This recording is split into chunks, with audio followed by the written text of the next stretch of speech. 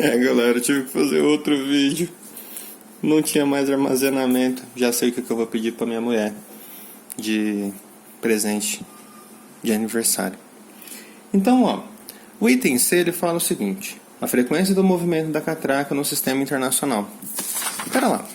Se eu quero a frequência da catraca, que seria a ideia de rotação, vocês concordam comigo que o pneu e a catraca vai estar rodando a mesma coisa? Porque eles são sobre eixo.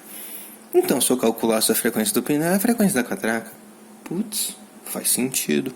Então, bora achar? Bem, como ele disse que a periferia do pneu, assim como o cara da bicicleta, está em movimento uniforme, então eu sei que é um MCU.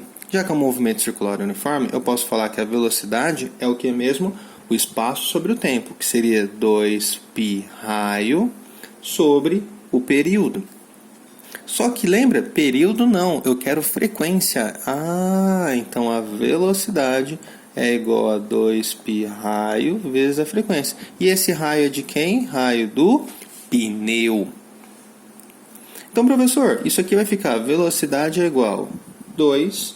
O π, ele pediu para você adotar como 3. O raio do pneu é 32 centímetros. Como eu vou trabalhar com velocidade, então é legal deixar em metros.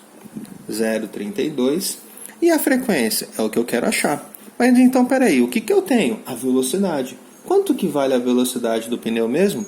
3,84. Beleza. Então vai ficar 3,84 é igual a 6 vezes 0,32 vai dar exatamente 1,92. 2 vezes 3 vezes 0,32 vai dar 1,92 vezes a frequência. Se eu passar dividindo, 3,84 sobre 1,92 é a minha frequência. Espera aí, duas casas, 384, 192, opa, é o dobro. Então a frequência vale quanto? 2 Hz. Se eu quisesse virar RPM isso daí, eu podia lembrar. 1 Hz vale 60 RPM. Então 2 Hz vão valer 120 RPM se ele quisesse. Mas como ele disse no sistema internacional, isso é Hertz. Fechou?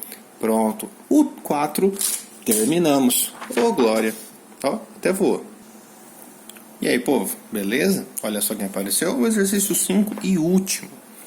Ele diz o seguinte: sistemas de transmissão de movimentos circulares são muito utilizados em máquinas dos mais variados tipos, desde sistemas de pequenas dimensões, como relógios, até grandes guindastes e motores de navios. A ilustração a seguir nos mostra algumas engrenagens e eixos de um desses sistemas de transmissão. Tranquilo? Então a gente pode ver muito bem que aqui A e B são por contato, ok? Engrenagens. B e C são o mesmo eixo. E C e D por contato novamente. Tudo bem? Aí eu sei o seguinte: as informações. São feitas as seguintes observações. A engrenagem A está ligada a um motor que gira com uma frequência de 900 RPM. Então eu sei que a frequência do A é 900 RPM. E através de um eixo e possui 20 dentes. Então, além das informações de frequência, eu também sei a quantidade de dentes de cada engrenagem. O raio da engrenagem B é o triplo do raio da engrenagem A. Então, o raio da engrenagem B é 3 vezes o valor do raio da engrenagem A. Depois, o diâmetro da engrenagem C é 50% maior do que o diâmetro da engrenagem A. Ok. Então, o diâmetro de C equivale a 100% de A mais 50. A engrenagem B e C estão acopladas por um mesmo eixo. Então, B e C é o mesmo eixo, significa que tem a mesma velocidade angular. E a engrenagem D possui 150 dentes. Então, eu sei a quantidade de dentes de A e eu sei a quantidade de dentes de D. Frequência eu só sei de A, por enquanto, e é isso. Aí ele fala assim: a frequência da engrenagem D é? Então, nessa situação, eu quero saber qual a frequência de D. Só que eu sei a frequência de A. Tudo bem? Já que eu sei a frequência de A, eu posso descobrir a frequência de B. Por qual motivo? Como elas são engrenagens por contato, significa que a velocidade que passa aqui é a mesma para as duas, senão quebraria dente uma da outra. Então as velocidades têm que ser as mesmas. Se as velocidades são iguais, eu posso usar aquela fórmula do 2πrf. E aí eu acho a frequência. Faz sentido? Depois de encontrar as frequências, a gente vai brincar um pouquinho mais sobre o que a gente poderia, o que a gente deve fazer. Então, primeiro passo, vamos trabalhar com isso. Como aqui é por contato, aqui a minha engrenagem pode estar girando nesse sentido. Por exemplo, a velocidade angular dela está aqui. A velocidade angular de B dela está para cá. Lembra? Por contato, as direções os sentidos são diferentes, opostos. A velocidade, no caso, é a mesma, a velocidade escalar. Tudo bem?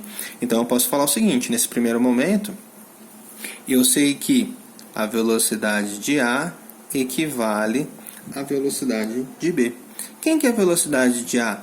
Dentre aquelas fórmulas que eu falei, 2π, ok? Raio do A vezes a frequência do A. E o do B?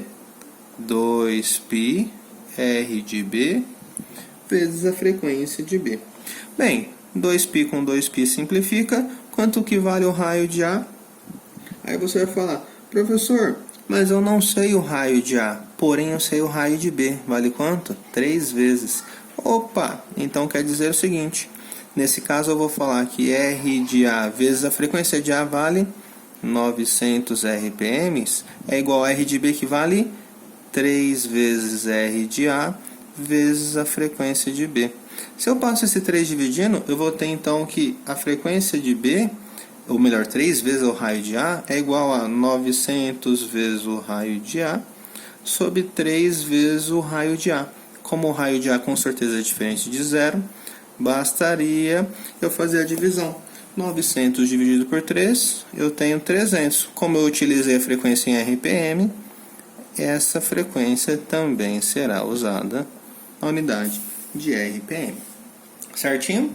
Professor, descobri a frequência de B. Excelente. Só que ao mesmo tempo eu já não sei a frequência de C também?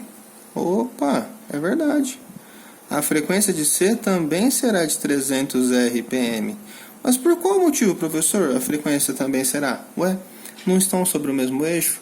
A quantidade de rotação não é a mesma? Então a frequência será a mesma. Puxa, é verdade. Então a frequência de C também é 300 RPM. Ótimo. Agora a gente vai pensar na D. Agora, pessoal, a gente tem que pensar no seguinte. Professor, achei a frequência de C. Excelente, ó. A velocidade deles vão ser as mesmas. Ah, ótimo. Então no meu segundo caso, eu sei que a velocidade de C será igual à velocidade de D. Ah, beleza. Então vai ficar 2π raio de C vezes a frequência de C é igual a 2π R de D vezes a frequência de D. Excelente. Só que agora, qual que é o problema aqui? O problema aqui é o seguinte. 2π com 2π vão simplificar. O raio de C eu não tenho. A frequência de C eu tenho. O raio de D eu não tenho. E a frequência de D é o que eu quero. Só que aí vai vir uma coisa que a gente vai ter que prestar muita atenção. Quando ele fala assim para você, ó, o diâmetro de C é 150% do diâmetro de A. Quer dizer, entre linhas, eu poderia falar que isso é 1,5 de A. Tudo bem? 150% em decimal é 1,5. É como se fosse 1,5 vezes o tamanho de A. Se o diâmetro é 150% maior, vocês concordam comigo que o raio também será? Porque o diâmetro é 2 vezes o raio. Então, o diâmetro e o raio são medidas proporcionais. Se um aumenta, o outro também vai aumentar. Se um diminui, o outro também vai diminuir. Ok, professor. Tá, entendi. Então, eu posso deduzir o seguinte, que o raio de C equivale a 1,5 vezes o raio de A. Ah, beleza. Não me ajudou em nada, porque eu transformei o raio de C em raio de A. E agora? O que isso vai me auxiliar? Isso vai me auxiliar no seguinte.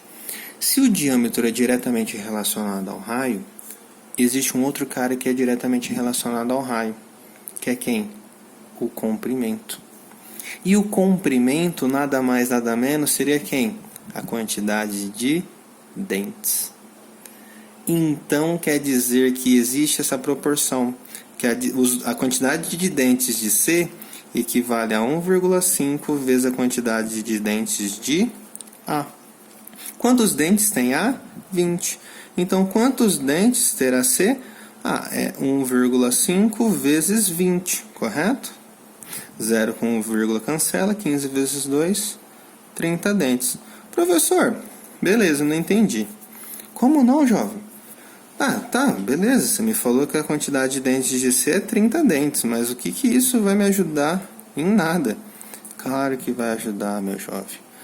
Já que você sabe a quantidade de dentes de C, você sabe a quantidade de dentes de D. E a quantidade de dentes de D é quantas vezes a quantidade de dentes de C? 5. Você tá zoando comigo? Não tô zoando. Então quer dizer que o raio de D, ele vai ser 5 vezes o raio de quem? De C. E olha quem eu queria lá embaixo. Então vamos calcular isso? 2π com 2π cancela. Raio de C eu estou vendo que vai sumir, né? Então vai ficar raio de C vezes a frequência, que é 300.